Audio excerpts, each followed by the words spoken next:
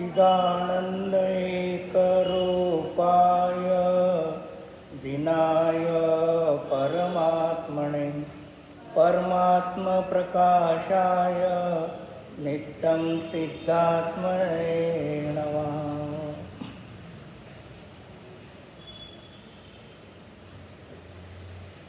पान नंबर 41, गाथा नंबर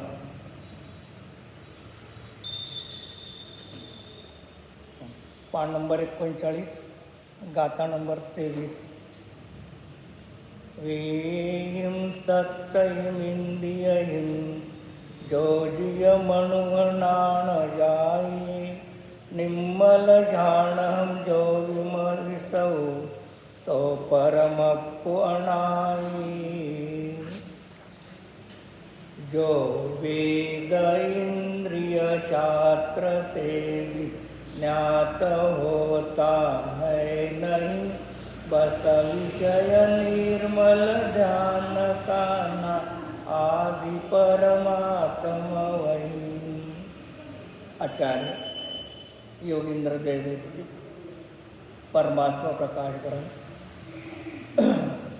परमात्मा प्रकाशकरण सांगते 23 नंबर गाथेमध्ये आचार्य जो परमात्मा आहे, जो ध्यानाचा विषय आत्मा आहे, तो कसा आहे? शास्त्राच्या द्वारे, इंद्रियाच्या द्वारे आणि परपदार्थाच्या अगोचर आहे. म्हणजे त्यांच्याकडून तो जाणला जात नाही. आणि असा जो शुद्ध आत्मा आहे तो प्रत्येकाला ज्याला त्याला स्वतःच्या ध्यानाच्या वेळेला, सामायिकच्याच वेळेला त्याचं स्वरूप त्यालाच जाणवेत येतं, अन्य जीवाला जाणवेत नाही. याच गाथेत आचार्य सांगतात. हे जीव जो वेद शास्त्र और इंद्रिय आदि पर द्रव्य के अवलंबन द्वारा ज्ञात नहीं होता है तथा वीतराग निर्विकल्प समाधि रूप निर्मल ध्यान का विषय है, वही अनादि परमात्मा है. देव, शास्त्र, गुरु, भगवंताची दिव्यध्वनी हे सगळे कसे आहेत? परद्रव्य आहेत आणि परद्रव्याच्या द्वारे, रूपी पदार्थाच्या द्वारे तो कारण परमात्मा ध्यानाचा विषय होऊ शकत नाही. मग टीका झाले केवली की दिव्य ध्वनि से महामुनियों के वचनों से तथा इंद्रिय और मन से भी जो शुद्ध आत्मा जाना नहीं जाता, अर्थात वेद शास्त्र ये दोनों शब्द स्वरूप है. आत्मा शब्दातीत है तथा इंद्रिय मन विकल्प रूप है और मूर्तिक पदार्थ को जानते हैं. आत्मा निर्विकल्प है, अमूर्तिक है, इसलिए इन तीनों से नहीं जान सकते. जो आत्मा निर्मल ध्यान के गम्य है वही अनादि अनंत अंतरहित है, परमात्मा है. अर्थात मिथ्यात्वरति प्रमाद कषाय योग इन 5 प्रकार के आश्रयों से रहित निर्मल निज शुद्ध आत्मा के ज्ञान से उत्पन्न हुआ नित्य आनंद सुखामृत का आस्वाद उस स्वरूप परिणति निर्विकल्प अपने स्वरूप के ध्यान से स्वरूप की प्राप्ति है.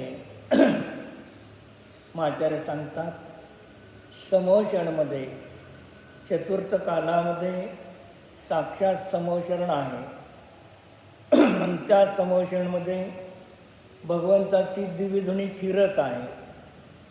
मग भगवंताची दिव्यध्वनी फिरत असताना सुद्धा त्या दिव्यध्वनीच्या माध्यमातून आत्म्याचा अनुभव होणार नाही. काय?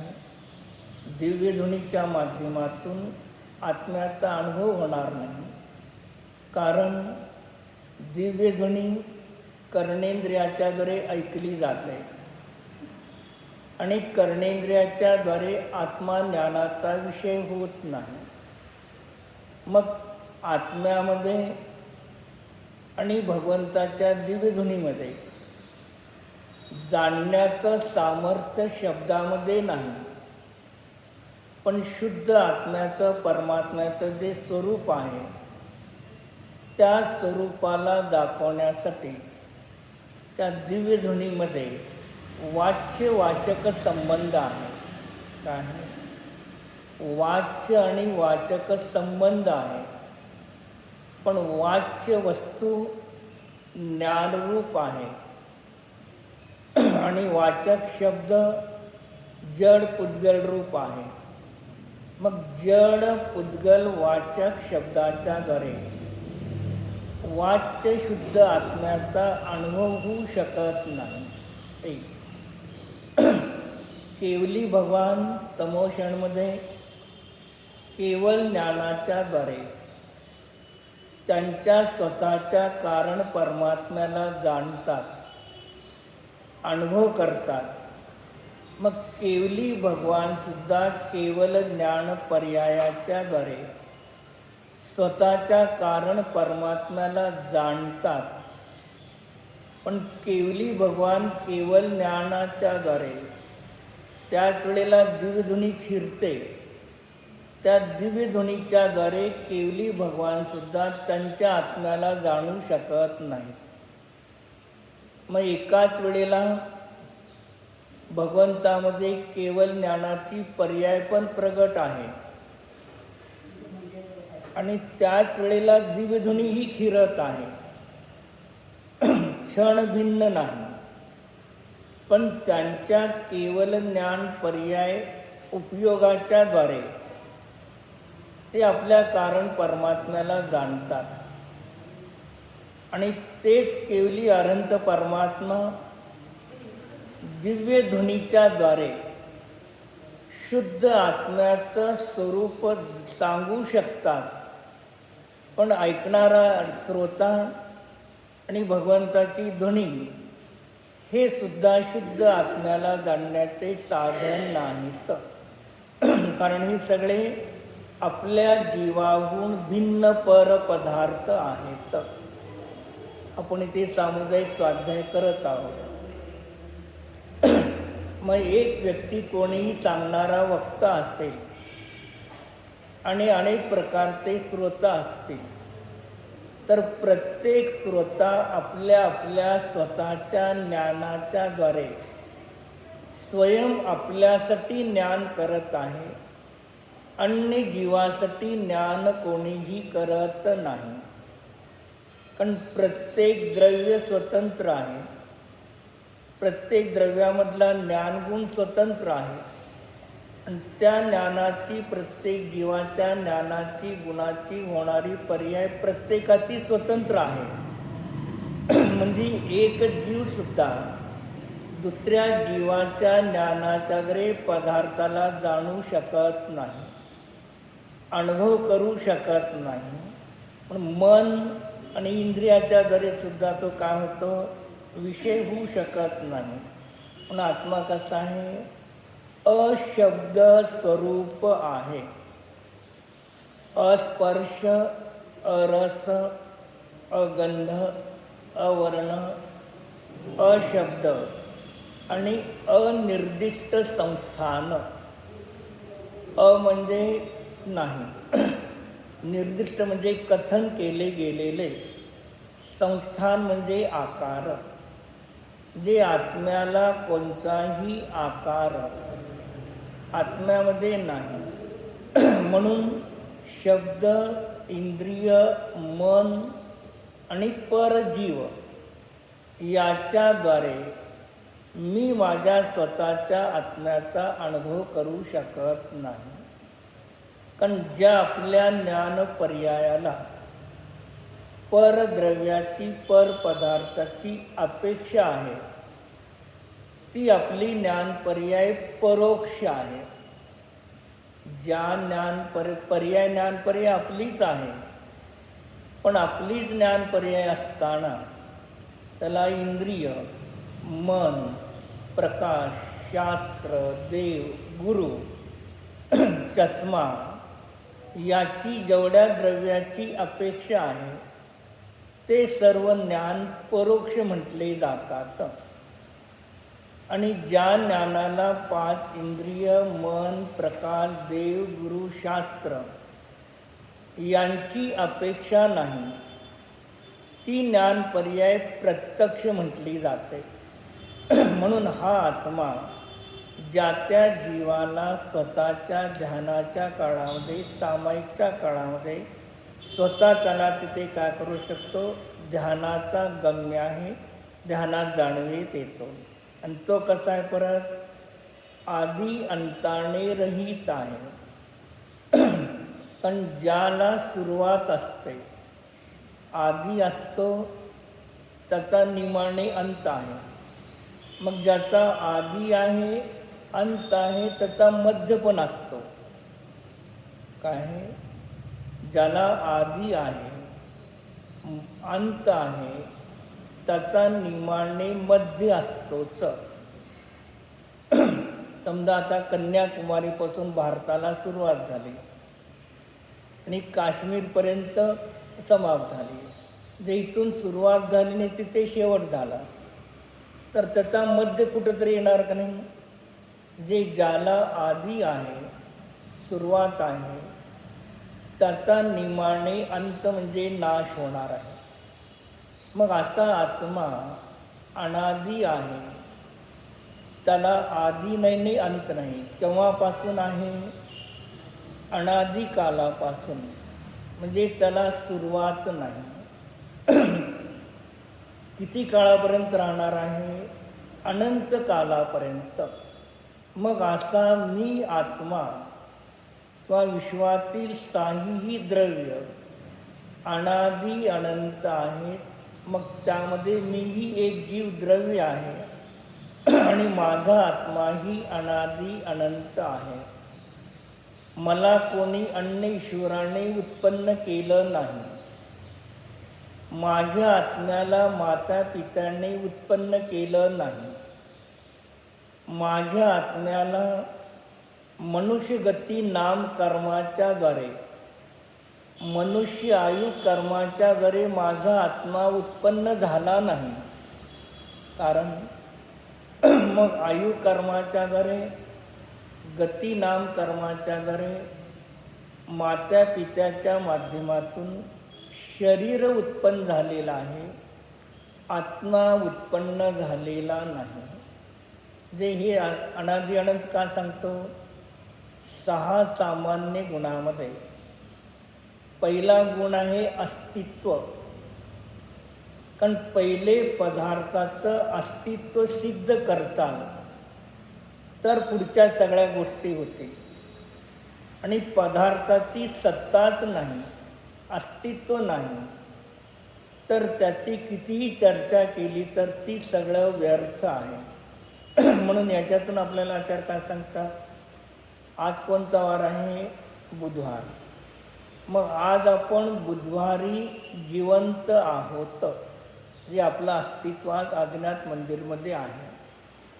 मग आज बुधवारी आपलं अस्तित्व आहे, कारण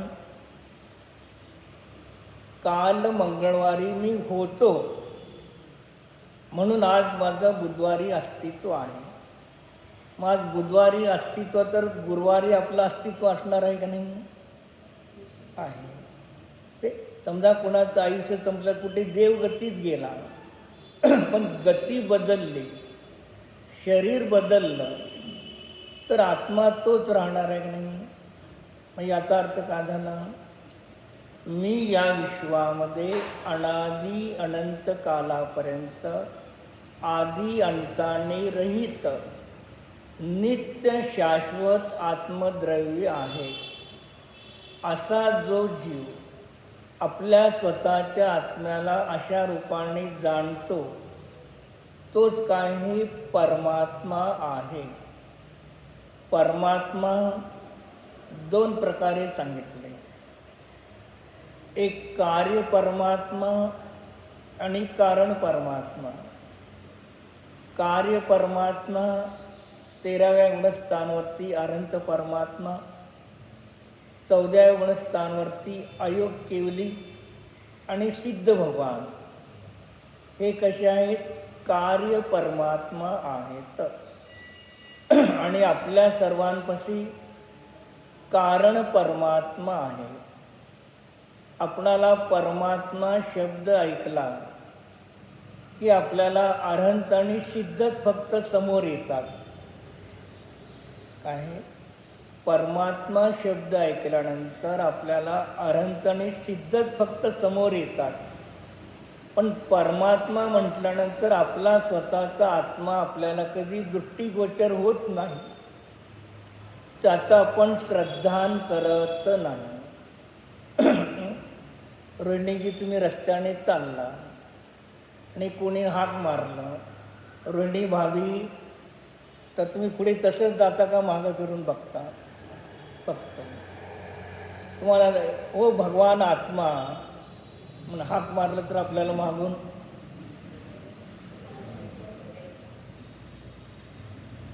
कुणाला बोलवायचं, इकडे तिकडे बघणार. म्हणजे आपलं नाव घेऊन हाक मारलं पर्याय दृष्टीने तर आपण त्याला लगेच स्वीकारायला तयार करतो.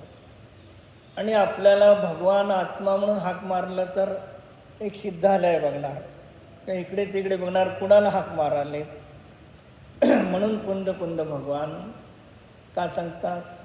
भगवान आत्मा हे भव्य भगवान आत्मा हो, जे आचार्य सर्वज्ञाची वाणी आपल्याला भगवान म्हणून संबोधन करतात. पण आपल्याला ते त्या भगवान आत्म्याचा आपला कारण परमात्मा आहे हे आपण स्वीकार करत नाही. मग ते अनंत सिद्ध परमात्मा, त्यांच्यापाशी कार्य परमात्मा पण शुद्ध आहे आणि कारण परमात्माही त्यांचा शुद्ध आहे. आपला कारण परमात्मा शुद्ध आहे, कार्यामध्ये आपल्यामध्ये अशुद्धी आहे.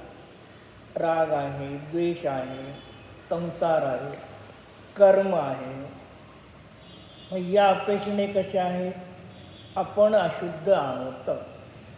मग त्यांचं कार्य आणि आपले कार्य या दृष्टीने पाहिलं तर दोघांमध्ये भेद आहे. काय? कार्याच्या दृष्टीने जर पाहिलं तर ते शुद्ध आहेत, आपण अशुद्ध आहोत.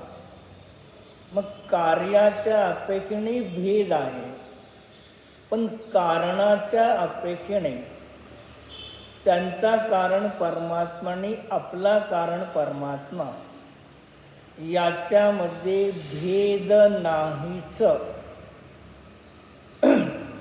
एकांदानी 5 तोळ्याचे अलंकार केले आणि दुसऱ्यापाशी 5 तोळ्याचे अन्य डिझाईनचे अलंकार आहेत. मग दोघांच्या कार्याच्या अलंकाराच्या अपेक्षेने भेद आहे, पण दोघांपाशी असणाऱ्या सुवर्णाच्या कारणाच्या अपेक्षेने भेद आहे का? म्हणजे कारणामध्ये कुठेही भेद असत नाही, कार्यामध्ये भेद असतो.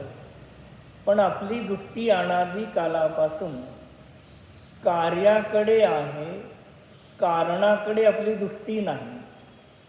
जे आपली दृष्टी पर्यायाकडे आहे, आणि जोपर्यंत पर्यायाकडे दृष्टी आहे तोपर्यंत या जीवाला निश्चय सम्यक दर्शनाची प्राप्ती होत नाही. त्या जीवाला सामायिकमध्ये स्वतःचा आत्मा जाणवीत येणार नाही. म्हणून आचार्य नास्तिरूपणे हे जे नाहीत, मग हे नाही म्हणून सर्वता शून्य आहे का? असं नाही. जे तुम्ही ध्यानामध्ये असं जर काही पाहायला गेला तर तो आत्मा त्या ठिकाणी या तिन्हीने रहित आहे. दिव्यध्वनी, विकल्प, मन याने रहित आहे, तो जाणवीत येत नाही. मग निर्मल ध्यानाचा गम्य आहे. मग तो आत्मा कसा आहे? निर्मल ध्यानाच्या द्वारे जाणवीत येतो. आता ध्यान निर्मल आहे का ध्यानाचा विषय निर्मल आहे? ध्यानाचा विषय निर्मल आहे तर निर्मल विषयाला ध्यान करणाऱ्या ज्ञान पर्यायाला निर्मल ध्यान म्हटलं जातं. काय आहे? आरसा आहे आणि त्या आरशावरती आपण पांढरा प्रकाश टाकला तर रिफ्लेक्शन काय येणार आहे? पांढरंच येणार आहे. म्हणजे दर्पण पांढरा स्वच्छ निर्मल आहे आणि बॅटरीचा प्रकाशही पांढरा, तर परावर्तन निमाने पांढरंच येणार आहे. दर्पण पांढऱ्याने लाल प्रकाश टाकला तर परावर्तन लाल येणार आहे. कारण दर्पण पांढरा असला तरी बॅटरीचा प्रकाश लाल आहे. मग जसा विषय आहे शुद्ध निर्मल, तशा शुद्ध निर्मल आत्म्याला शुद्ध रूपाने जो जाणतो त्याला म्हटलं जातं निर्मल ध्यान. आपणाला कोणी गाढव म्हणलं तर आनंद होतो का नाही? नाही. मी गाढव दिसतो का तुम्हाला? मी मनुष्य आहे. आणि आपल्याला म्हणलं कोणी भगवान आत्मा म्हणलं तर मी तुम्हाला भगवान आत्मा दिसतो का? मी तर मनुष्य आहे. म्हणजे आपल्याला गाढव म्हटलं तरी पसंत होत नाही. भगवान आत्मा परमात्मा म्हटलं तरी स्वीकारायला तयार नाही. म्हणजे याचा अर्थ काय आहे? ज्या ज्या पर्यायामध्ये जातो, ज्या ज्या गतीमध्ये जातो, आपण त्या पर्यायाला आत्म्याचा शाश्वत स्वभाव मानून बसलेलो आहोत. काय? मानून बसलेलो आहोत. स्वभाव मलिन नाही. पावसाळ्यामध्ये पाऊस पडलेला आहे. पाऊस जमिनीवर पडून माती संगट पाणी वाहत आहे. मग तेव्हा आपल्याला त्या ठिकाणी ते जल गढूळ दिसतं. पाणी कसं आहे? गढूळ आहे. मग पाणी गढूळ आहे का नाही? पाणी गढूळ नाही, पण त्या पाण्यामध्ये मातीचा संयोग आहे किंवा पाणी मातीच्या संयोगात असल्यामुळे त्याला गढूळ म्हणण्यात आलं. पण तिथे सुद्धा पाण्याचा निर्मल स्वभाव विद्यमान आहे. तसं आपले रागद्वेष परिणाम कर्म आदी परद्रव्य आहेत. पराकडून पाहिलं तर अशुद्धी आहे आणि परनिरपेक्ष पाहिलं तर तिथेही कसं आहे? त्या जलाचा स्वभाव शुद्धच आहे. तसंच जलाच्या ठिकाणी आपला कारण परमात्मा आणि मातीच्या ठिकाणी कर्ममल आहे. मग कर्ममळातून रागद्वेषातून पाहताल तर आपल्याला अशुद्धच अनुभवणार आणि ते असताना सुद्धा त्याच्यापासून भिन्न एक जाणणारा, पाहणारा, ज्ञाता, द्रष्टास्वरूप मी शुद्ध आत्मा आहे. शुद्धाला शुद्ध रूपाने जेव्हा जाणचाल तेव्हाच पर्यायामध्ये शुद्धता प्रगट होणार आहे.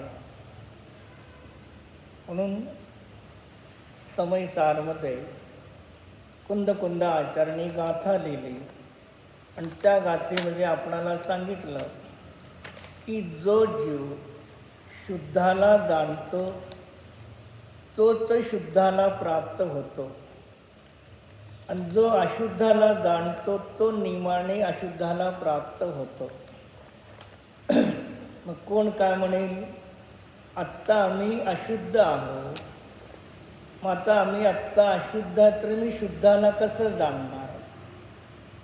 जेव्हा आमच्यापाशी घाती कर्म किंवा आघाती कर्म नष्ट होतील तेव्हा आम्ही शुद्ध होणार. मग तेव्हा शुद्ध झाल्यानंतर आम्ही शुद्धाला जाणू शकतो. असं काय म्हणतो? अज्ञानी म्हणतो. इथे कुंदकुंदाचार्य काय सांगतात, आणि हीच गाथा महाराजांच्या समाधीच्या ठिकाणी लिहिलेली आहे. काय लिहायचं तर, शुद्धम तुव्यानंतो शुद्धम चैव अपैलहदी जीव जानंतो दो अशुद्धम अशुद्धमेव अपमिलहदी. गातेला आचरणी शीर्षक दिलेलं आहे, कथम शुद्ध आत्मविलंबात एव संवराः. जे स्वतःच्या शुद्ध आत्म्याला जाणल्यानंतरच संवर होतो. का सांगितलं, स्वतःच्या शुद्ध आत्म्याला जाणल्यानंतरच संवर होतो. स्वतःच्या आत्म्याला अशुद्ध जाणल्यानंतर संवर होत नाही, आश्रवपूर्वक बंध होतो. गातेत अर्थ सांगितलं, शुद्ध आत्म्याला जाणणारा, अनुभव करणारा जीव शुद्ध आत्म्याला प्राप्त करतो. तर इथे या गाथेमध्ये विषय, साधन आणि फळ न्यायाच्या दृष्टीने विषय म्हणजे ज्याला जाणलं जातं त्याला म्हणायचं विषय. साधन म्हणजे ज्ञान, ज्याच्याद्वारे जाणतो त्याला ज्ञान. आणि ज्ञानाच्याद्वारे त्या पदार्थाला जाणल्यानंतर जे फळ मिळणार आहे, प्रमिती मिळणार आहे, तेही या गाथेत सांगितलं. कारण शुद्ध आत्मा हा झाला विषय, आणि त्याला जाणणारा, अनुभव करणारा हे झालं ज्ञान, आणि शुद्धाला प्राप्त होतो प्रमिती झाले.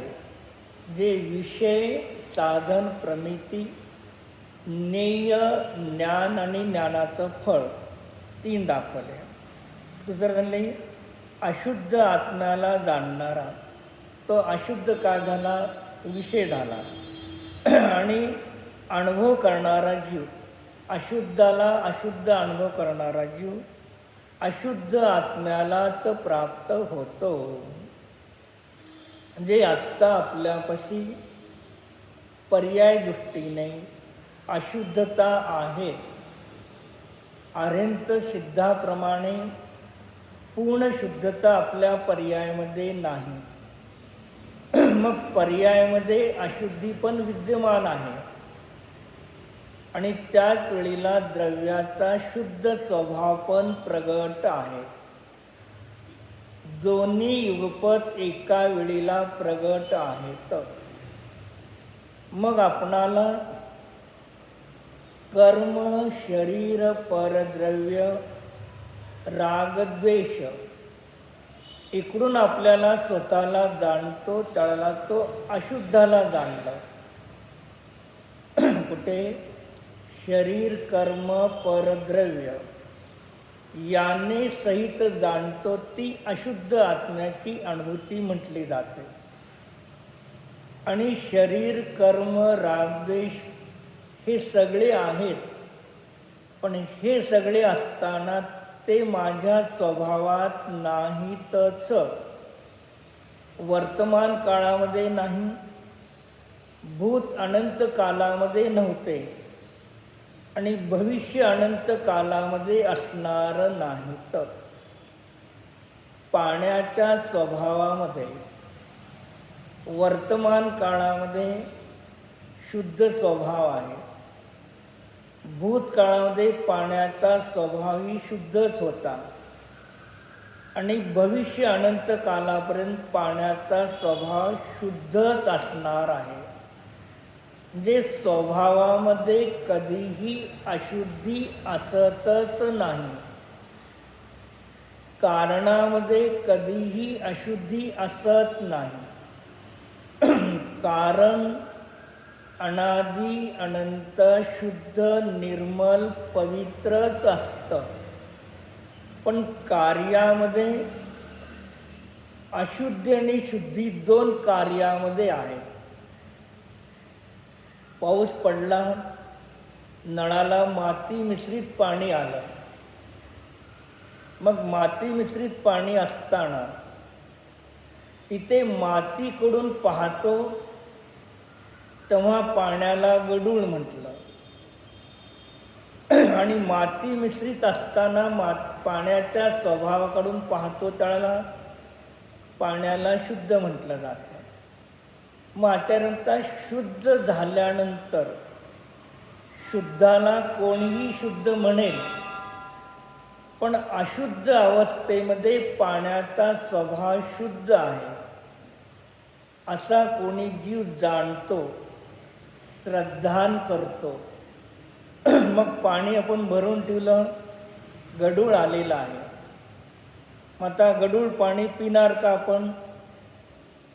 गढूळ पाण्याला पिणार का? नाही. फेकून देणार का सगळं? नाही फेकून देणार. काय करणार? 1, 2, 3 तास त्याला शांत ठेवा, ढवळाढवळे हात लावू नका. तर 2-3 तासानंतर पाणीमध्ये मळ सर्व खाली बसला. मग पाण्यामध्ये माती खाली बसली म्हणून पाणी शुद्ध स्वभाव झाला का? पाण्याचा माती खाली बसल्यामुळे पाण्यामध्ये शुद्धता प्रगट झाली का?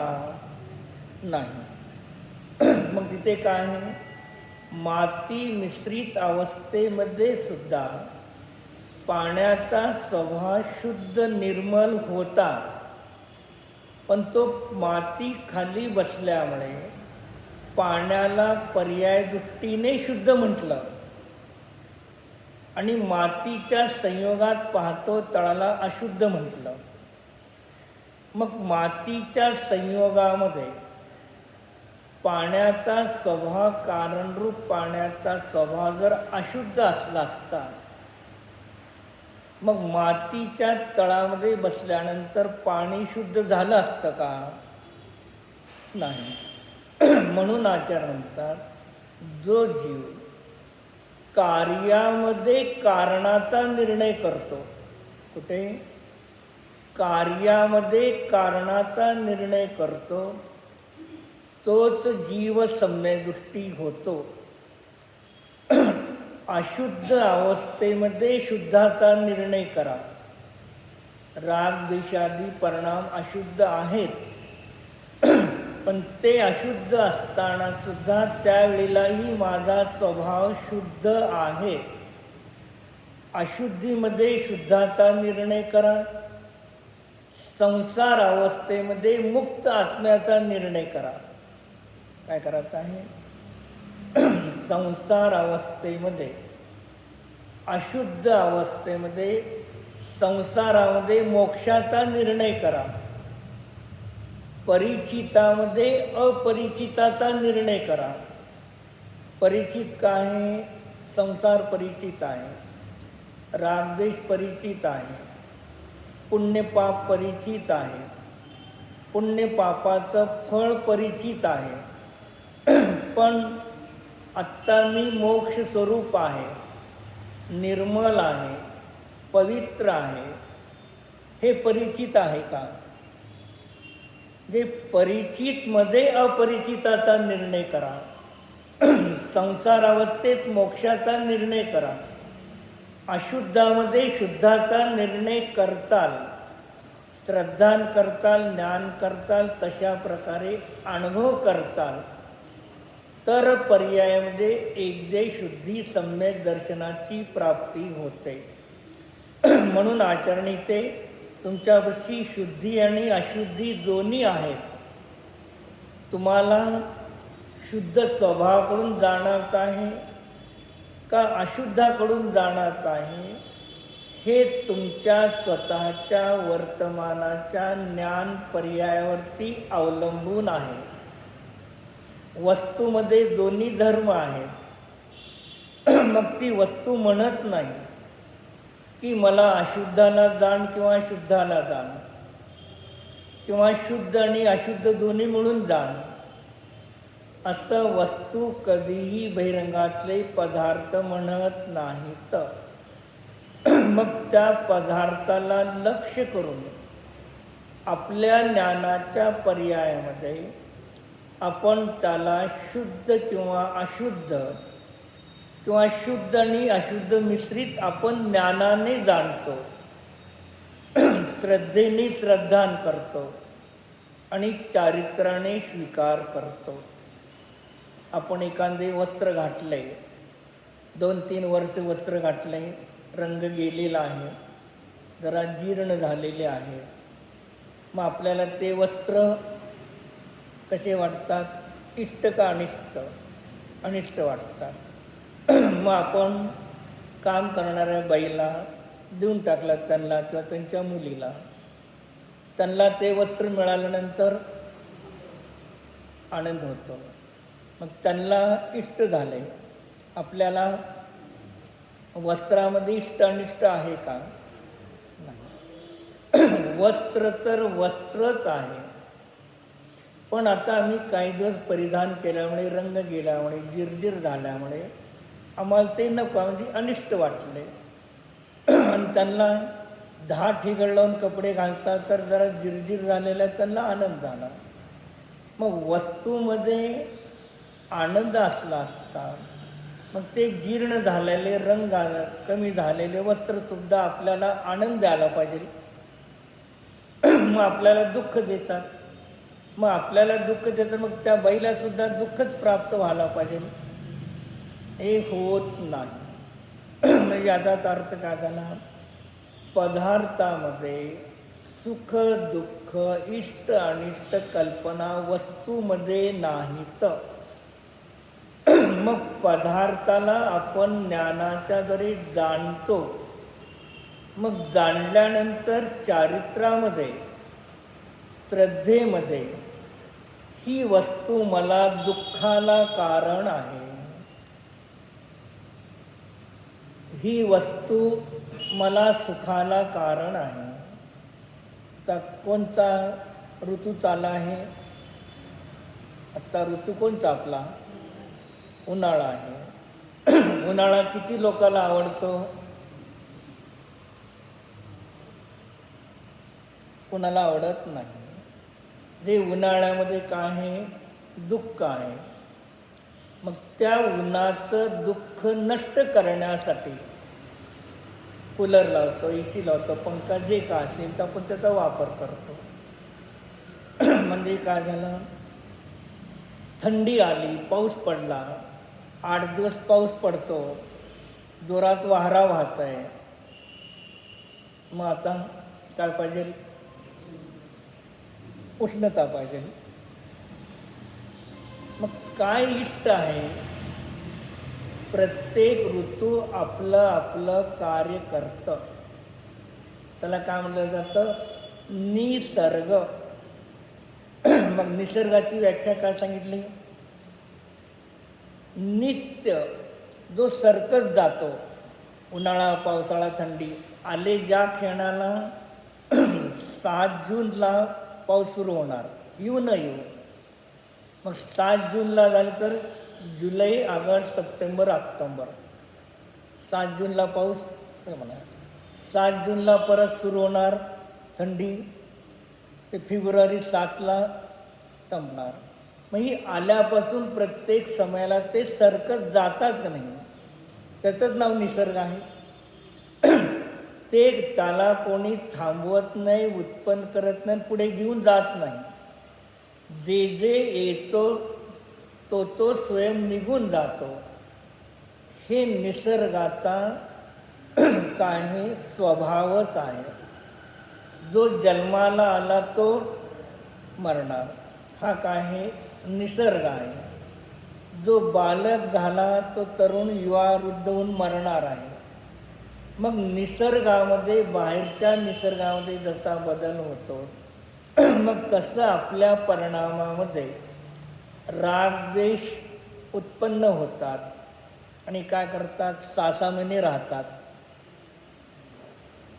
क्षणामध्ये निघून जातात. मग हे राहिले का शाश्वत? नाही. म्हणजे पर्यायाचा धर्मसुद्धा निसर्गाने क्षण मात्र राहणे आणि निघून जाणे, तो पण पर्यायाचा धर्म निसर्ग आहे. उत्पादवे आणि मग हे उत्पादवे होत असताना निसर्ग ज्याला कोणीही उत्पन्न केलं नाही, आपला प्रत्येकाचा कारण परमात्मा तो निसर्गाने शुद्ध स्वरूपच आहे.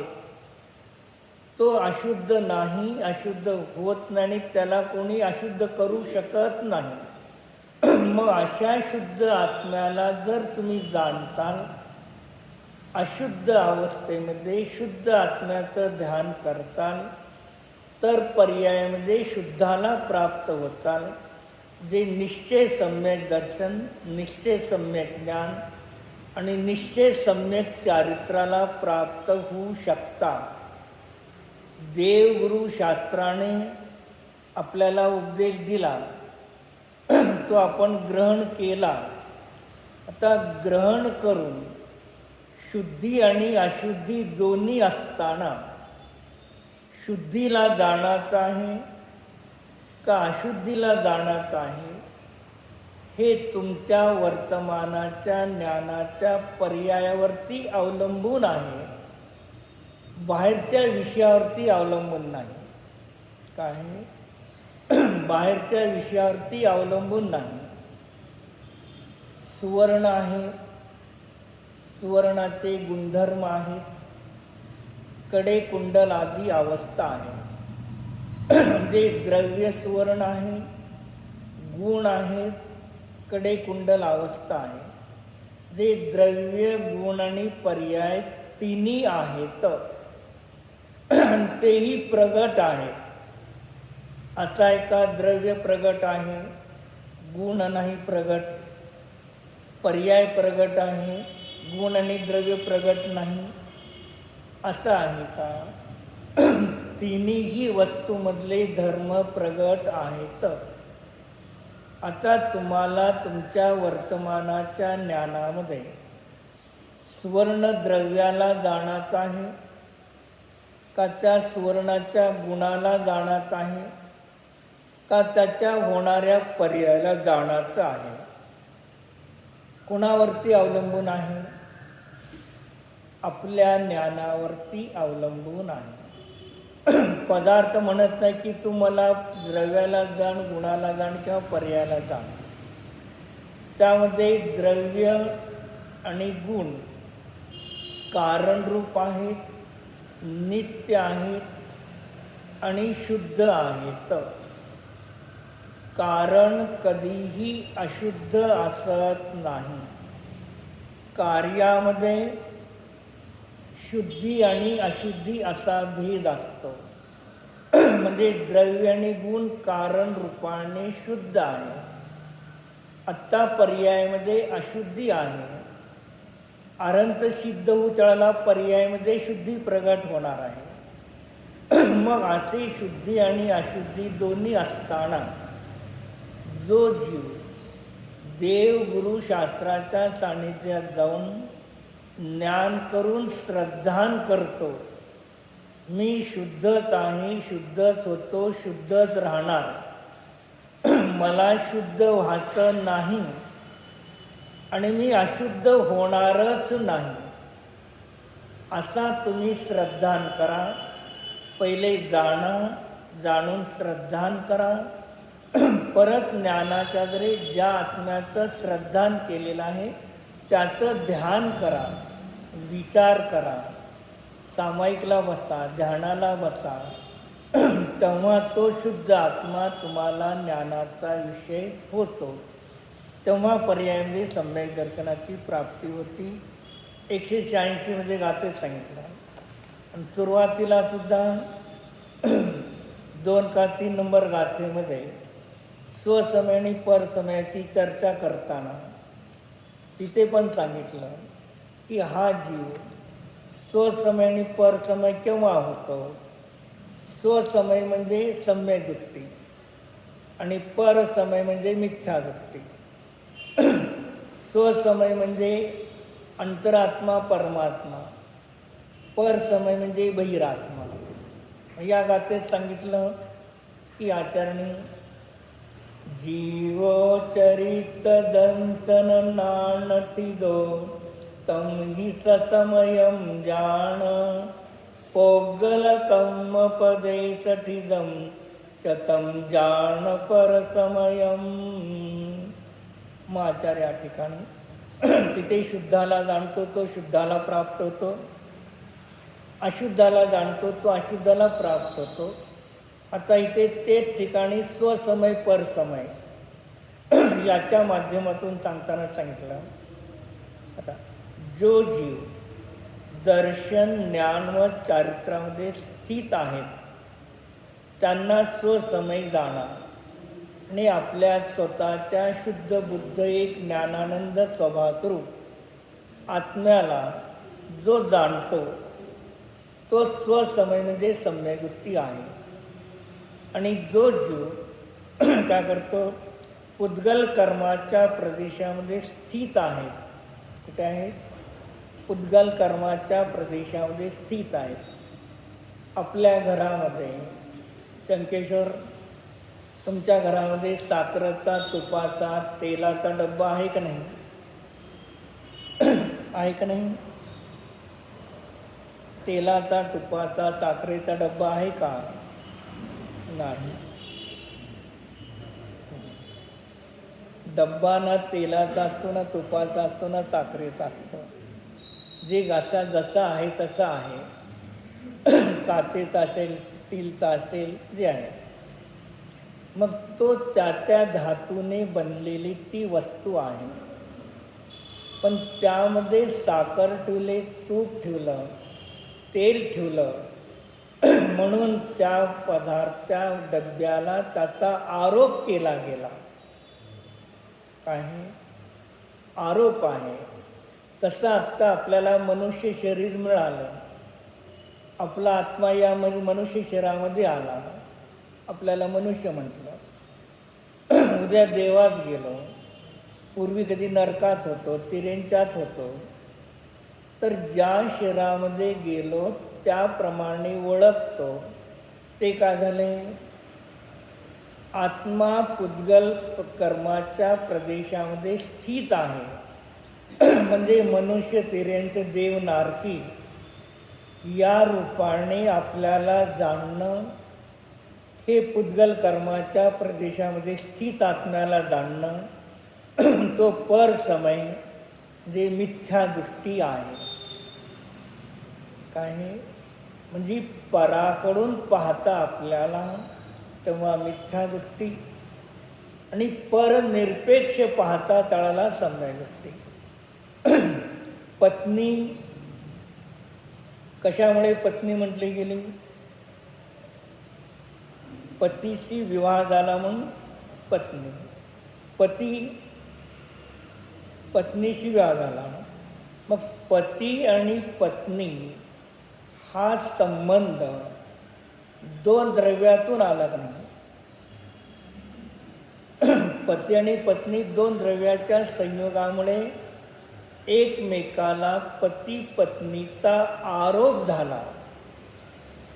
कन्या आपल्या माता पित्याच्या घरी होती, मुलगा आपल्या आईवडिलांच्या घरी होता. पती पत्नी होते का?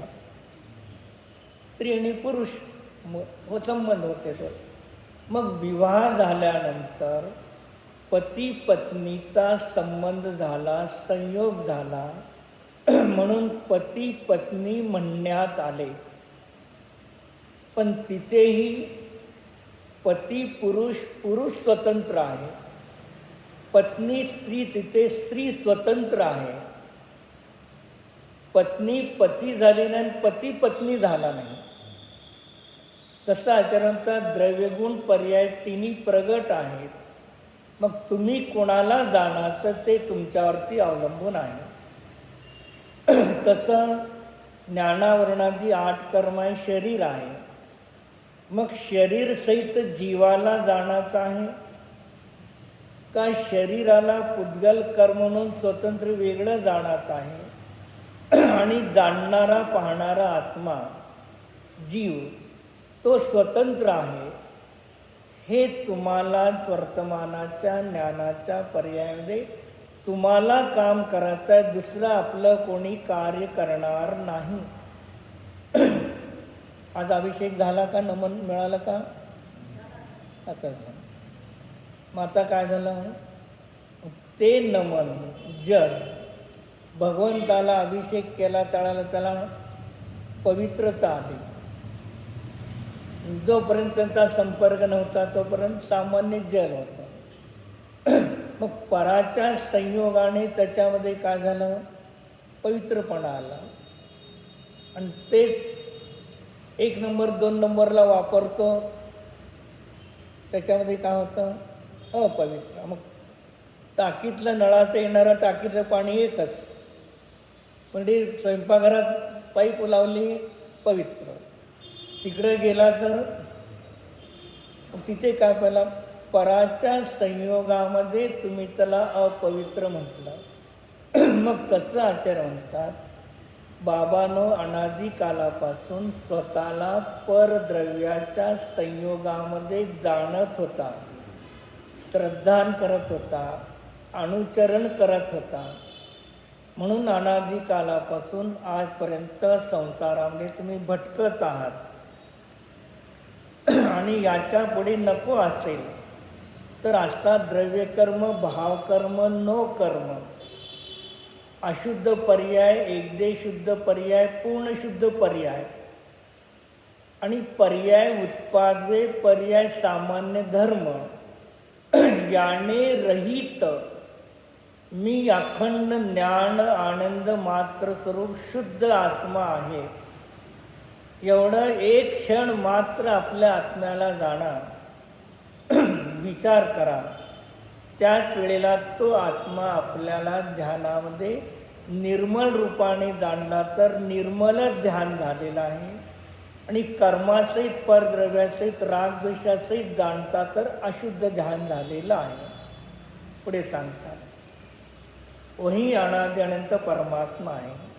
मग त्या परमात्म्यामध्ये ध्वनी नाही, वेद शास्त्र नाही, शब्द नाही.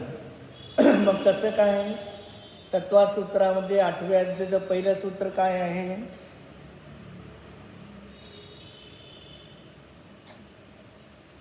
काय आहे? हे दिलं सूत्रच आहे. हां, मिथ्या त्रुटी प्रमाद कशा योग बंध हेत्वा. माहिती काय सांगितलं? मिथ्यात्व, अवृत्ति, प्रमाद, कषाय, योग, इन 5 प्रकार के आश्रयों से रहित. तिथे आचार्य सांगतात मिथ्या त्रुटी प्रमाद कषाय योगाने आश्रय होतो. तिथे आचार्य म्हणतात तो आश्रय नाही आत्म्यामध्ये, त्याच्याने रहित आहे. जे द्रव्याच्या स्वभावामध्ये आश्रय नाहीच. कारण माझा आत्म्याचा स्वभाव अनादी अनंत निराश्रव स्वरूप आहे. काय आहे? निराश्रव स्वरूप आहे. कारण माझ्या आत्म्यामध्ये 6 सामान्य गुणामध्ये अगुरु लघुत्व नावाचा गुण आहे. मग तो अगुरु लघुत्व गुण काय करतो?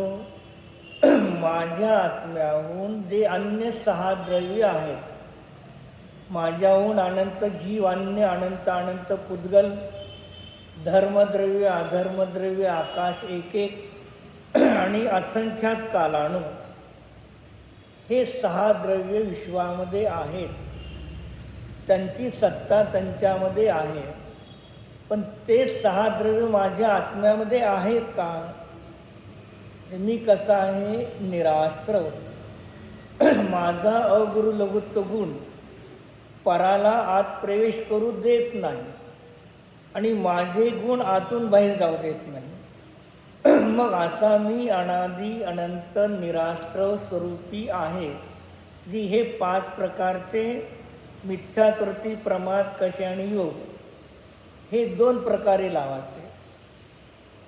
मिथ्यात्ववृत्ती, प्रमाद, कषाय आणि योग 2 प्रकारे लावायचे. एक 7 नंबर चार्टमध्ये अशुद्ध निश्चयण्यामध्ये पूर्ण शुद्ध नाही, एकदे शुद्ध निश्चय नाही आणि अशुद्ध निश्चय नाही, जे ड, ठ आणि ट हे जीवाच्या परिणामाच्या अपेक्षेने लावताना इथे लावा.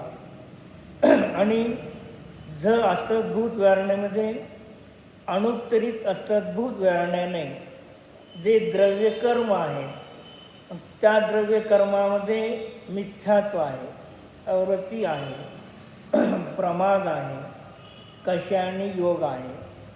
म्हणजे भावकर्माच्या अपेक्षेने आणि द्रव्यकर्म दोन्ही आहेत. पण इथे अध्यात्म ग्रंथामध्ये भावकर्माच्या अपेक्षेने घ्या, द्रव्यकर्माच्या अपेक्षेने घेऊ नका. आणि जे द्रव्यकर्म भिन्न आहेत, पुद्गल आहेत, स्कंद आहेत, अजीव आहेत, त्यांची चर्चा नाही. मग मिथ्यातृती, प्रमाद, कशा, योग हे जीवाचे होणारे पर्यायातले परिणाम आहेत.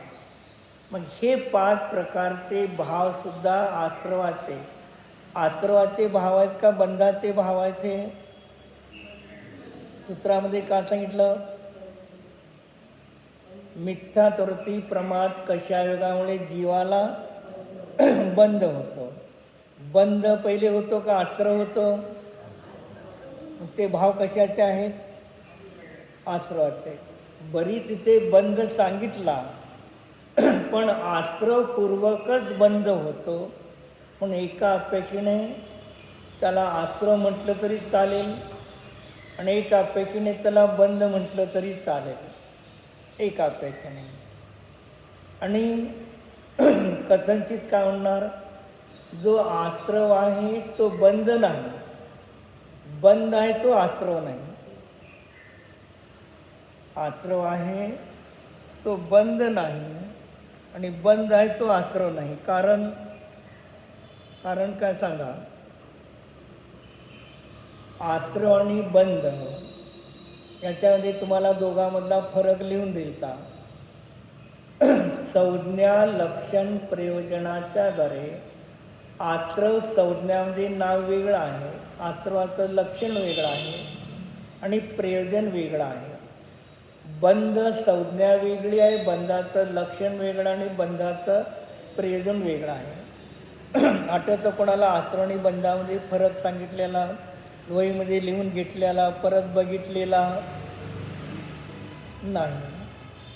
आम्ही एकदा घरी कसं आमच्या घरचे वह्या उघडतो, घरच्या खतावणी उघडतो. आता तुम्हाला मिळणार नाही तिथे, मी सांगतो थोडक्यात, टाईम पण संपलेला आपला. कर्माचे येणे त्याला आश्रव म्हटलं. कर्म येण्याला आश्रव संज्ञा दिली. बंधाला काय संज्ञा दिली?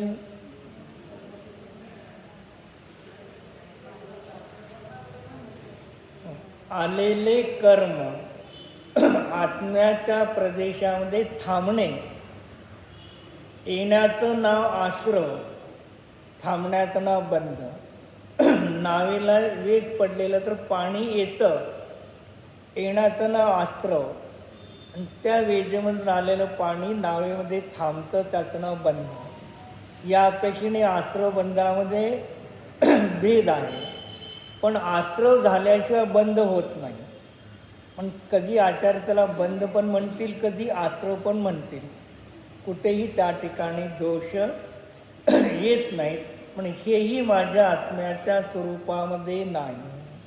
मग दिवसभर जेवढे परिणाम होतात तो मी नव्हेच, काय तो मी नाहीच. जेवढे परिणाम होतात त्या परिणामाला मी प्रति समयाला जाणत होतो का नाही? जाणत होतो. मग त्या परिणामाला जाणत असताना मी त्या परिणामरूप झालो का? नाही. ते परिणाम माझ्या ज्ञानरूप झाले का? मग संपलं. एवढंच भेद विज्ञान करायचं. काय शिकायचं जास्त? मी जाणणारा पाहणारा कारण परमात्मा अनादी अनंत शुद्ध आहे. माझ्यामध्ये अशुद्धी नाही आणि पर्याय दृष्टीने माझ्यामध्ये अशुद्धी आहे, ते पण स्वीकार करा. आणि पर्यायामध्ये अशुद्धी आहे तर घालवण्याचा पुरुषार्थ करू. दुधामध्ये खवा आहे, दुधाला खवा म्हणून खावा. मग त्या दुधामध्ये खवाय माहीत आहे, श्रद्धा आहे, ज्ञान आहे, पण तुम्हाला त्याला सगळी प्रक्रिया करून त्याच्यातून खवा काढावा लागेल की नाही. मग तसं द्रव्य पर्याय शुद्धी अशुद्धी दोन्ही जाणार, पण शुद्धीला लक्ष करून शुद्धी येते, अशुद्धीला लक्ष करून शुद्धी कधी पर्यायामध्ये प्राप्त होत नाही. असं जो ध्यान करेल तो निश्चय सम्यक होऊन नियमाने अल्पकाळामध्ये अनंत सिद्ध अवस्थेला प्राप्त होतो. हो.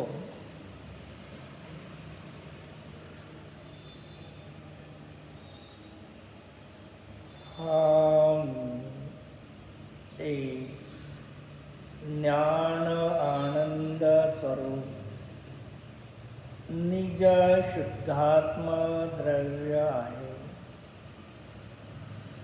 स्वद्रव्य ज्ञान आनंद इत्यादी अनंत गुणाने युक्त शुद्धात्मा द्रव्य आहे.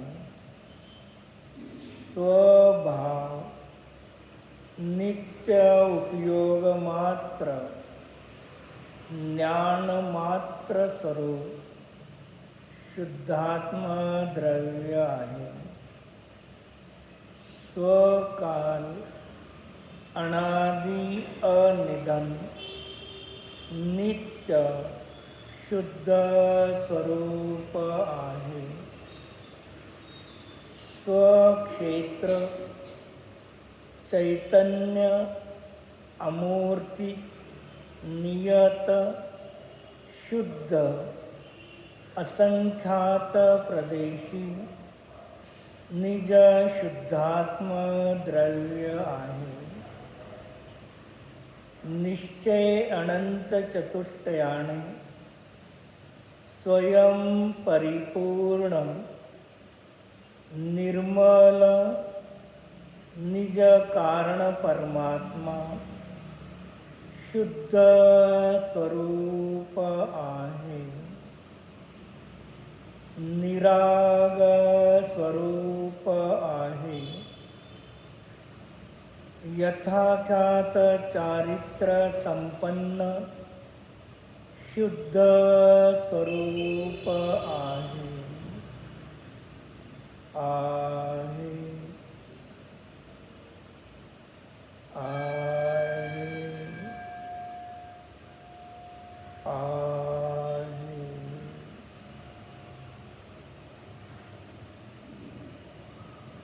ओम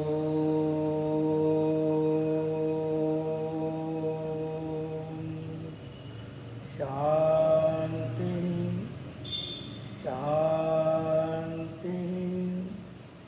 शांति.